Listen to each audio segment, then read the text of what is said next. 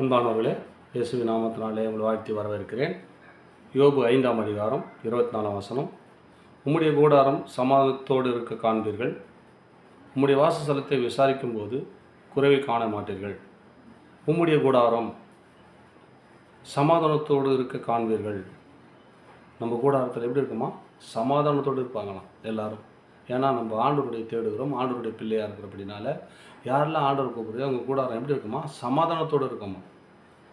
காண்பீர்கள். உம்முடைய வாசஸ்தலம், நீ குடியிருக்கிற இடம், வாசம் பண்ணுகிற இடம், வாசஸ்தலம், அந்த ஸ்தலம் எப்படி இருக்குமா? விசாரிக்க அநேகர் வந்து பார்க்கும்போது ஒரு குறைவு கூட காண முடியாதான். அப்படியேப்பட்ட ஆசீர்வாதத்தில் கர்த்தர் உங்களை வைக்க போகிறார். என் அன்பு மகனே, அன்பு மகளே, உம்முடைய கூடார சமாதானத்தோடு காண்பீர்கள். உம்முடைய கூடாரம் எப்படி இருக்குமா? சமாதானத்தோடு காண்பீர்கள். எப்பவுமே சமாதானமாக தான் இருக்கும் உங்கள் கூடாரம். நீ வாசம் பண்ணுகிற இடம் எப்படி இருக்குன்னு சொன்னால் ஒரு குறையும் காண மாட்டீங்களாம். ஆண்டவர் உங்கள் குறை தான் சொல்கிறார். எத்தனை நாள் எப்படி இருந்தீங்களோ எனக்கு தெரியாது. ஆண்டவர் இந்த வார்த்தை மூலிமா உங்களோடு பேசுகிறார். ஆண்டவர் உங்கள் குடும்பத்தை சமாதானத்தை வைக்க போகிறார்.